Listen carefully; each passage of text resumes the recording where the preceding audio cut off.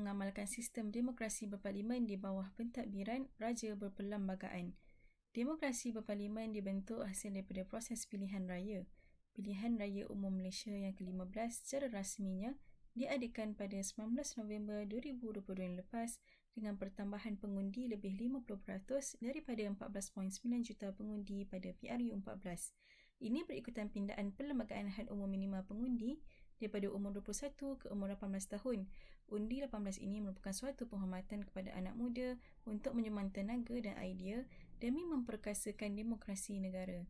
Menurut Muhammad Uzaini dan Suhana, penyertaan aktif belia dalam membuat keputusan dan tindakan yang diambil di peringkat tempatan dan rantai yang seterusnya adalah asas penting jika kita mahu membina sebuah masyarakat yang menyeluruh dan lebih demokratik. Yang pertama, mengetahui peranan sebab dan cabaran anak muda untuk keluar mengundi di Malaysia. Yang kedua, menjelaskan cara menarik dan juga kesan anak muda mengundi di Malaysia. Permasalahan kajian ini kami ingin membawakan satu masalah di mana pengundi-pengundi muda di Malaysia amat merisaukan negara disebabkan pengundi muda, khususnya pengundi 18, kurangnya celik mereka terhadap politik di Malaysia. Kajian ini menggunakan kaedah kajian kualitatif iaitu kajian kepustakaan dan analisis dokumen bagi mendapatkan data daripada Al-Quran, hadis Nabi SAW, sumber-sumber dari capaian internet, buku-buku, tesis-tesis, jurnal, processing dan sumber lain dari segala masa dari tahun 2018 hingga tahun 2022. Data yang diperolehi melalui kaedah kepustakaan ini akan dianalisis menggunakan analisis tematik dan menghasilkan 6 dapatan kajian iaitu konsep anak muda, sebab anak muda perlu mengundi, cabaran mengundi bagi anak muda, strategi mempengaruhi anak muda untuk mengundi dan kesan anak muda keluar mengundi.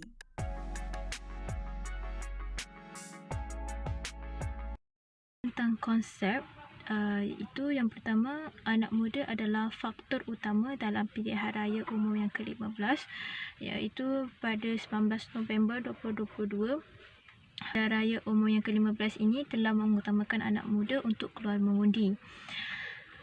Okey, dan juga kerana pilihan raya ini adalah kebanyakan anak muda ini kurang mengambil tahu tentang sistem politik di dalam negara dan juga mereka berfikir bahawa sistem politik ini adalah tidak penting bagi mereka. Jadi, oleh disebabkan itu, pilihan raya umum ke-15 ini mengutamakan anak muda keluar mengundi. Peranan anak muda mengundi yang pertama ialah mereka dapat menyumbang idea-idea, itu golongan belia dapat menyumbang idea-idea dengan kontemporari yang boleh dikongsikan dengan kepimpinan negara. Yang kedua ialah golongan muda ini juga memberi komitmen dalam pilihan raya iaitu keluar mengundi, yang mana mereka telah menjalankan satu amanah yang telah diberikan oleh kerajaan. Yang ketiga ialah bila mereka keluar mengundi ini, maksudnya mereka dapat menyumbang kepada sosial ekonomi masyarakat. Antara sebab anak muda perlu mengundi adalah kerana PRU 15 itu sendiri merupakan batu loncatan bagi negara untuk anak muda mengundi. Lebih 20 juta rakyat Malaysia dijangka keluar mengundi dengan anak muda Malaysia yang berumur 18 hingga 29 tahun kini menjadi blok pemilih terbesar. Sebagai blok pemilih terbesar, pilihan anak muda akan menjadi representasi untuk politik Malaysia secara keseluruhannya. Selain itu, dengan anak muda mengundi juga akan menentukan siapa kerajaan yang akan mentadbir dan mencorak masa depan negara.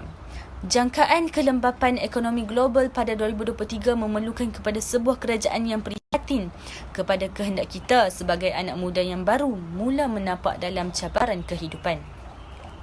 Undi anak muda akan selamatkan negara daripada rasuah juga merupakan sebab kenapa anak muda perlu mengundi. Gejala rasuah menjadi antara punca rakyat tidak mendapat perkhidmatan yang sewajarnya.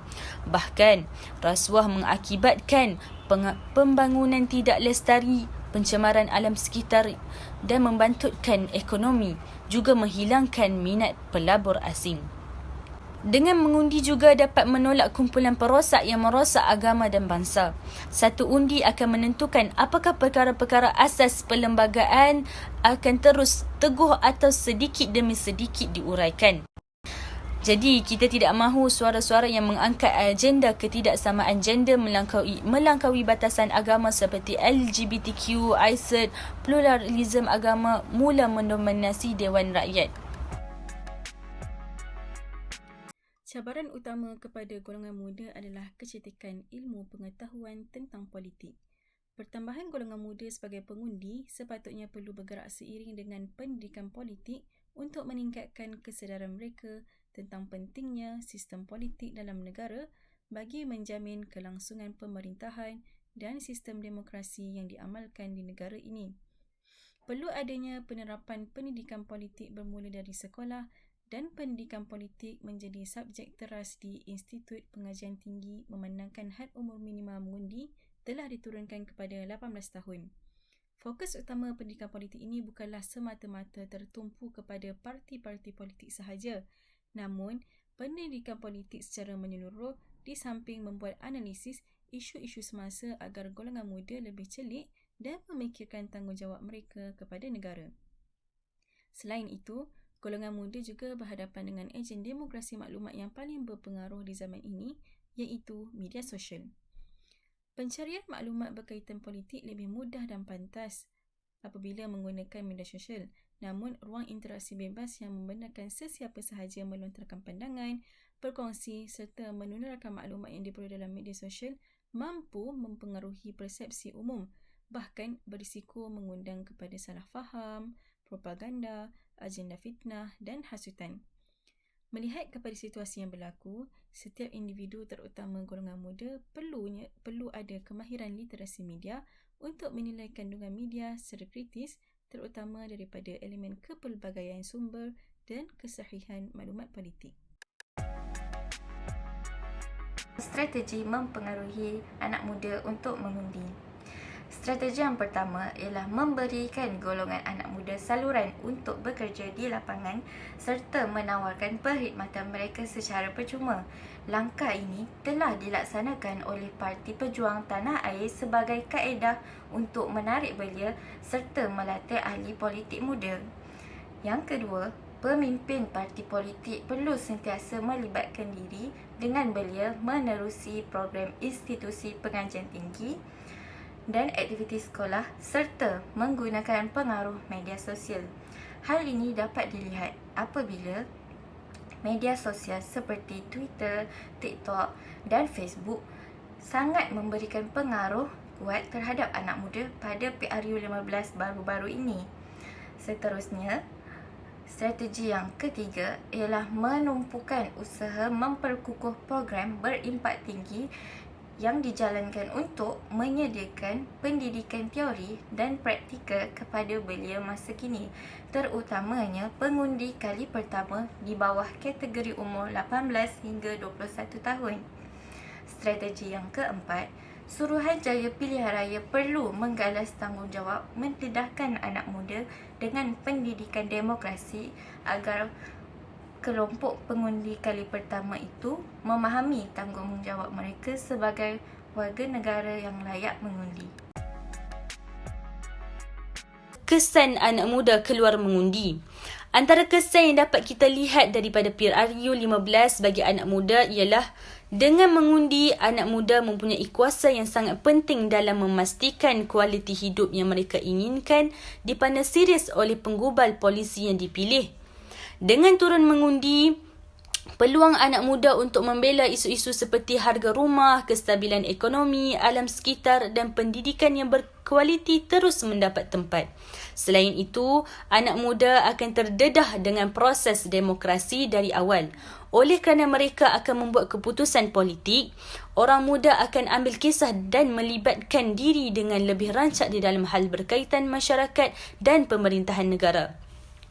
Hak mengundi ini juga membolehkan golongan anak muda membuat keputusan penting negara yang boleh memberi kesan jangka panjang kepada kehidupan mereka sendiri dengan meningkatkan kualiti kehidupan orang muda. Penlibatan orang muda dalam proses tadbir urus negara akan meningkatkan pemahaman mereka terhadap isu di sekeliling. Contohnya seperti isu pinjaman, isu pendidikan, isu kos sara hidup, sosioekonomi belia dan sebagainya. Lebih baik pemahaman mereka terhadap isu-isu semasa, lebih baik pilihan yang dibuat demi masa hadapan negara. Akhir sekali, ia juga dapat meningkatkan penyertaan demokrasi dengan pemberian hak mengundi kepada generasi muda. Penyertaan demokrasi akan menjadi inklusif. Malaysia dan dunia secara umumnya sedang berada dalam fasa transisi di mana banyak negara mula membenarkan lebih banyak rakyat menyertai proses demokrasi. Hak mengundi ini tidak boleh dianggap remeh kerana banyak kumpulan sosial yang terpaksa berjuang semata-mata mahu suara mereka didengari oleh pihak pemerintah.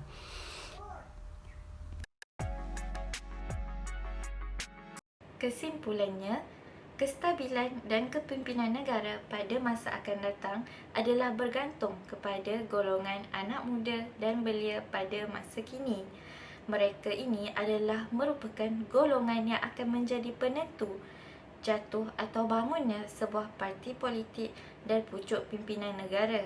Tambahan pula, generasi belia adalah merupakan golongan majoriti dalam masyarakat kita di Malaysia. Oleh itu, falsafah mengundi yang diamalkan oleh anak muda perlu diberikan perhatian dan tidak wajar dianggap enteng kerana mereka ini adalah golongan pelapis yang bakal menjadi peneraju dan faktor utama dalam membangunkan dan mengekalkan kestabilan politik negara. Itu sahaja dari kami. Sekian, terima kasih.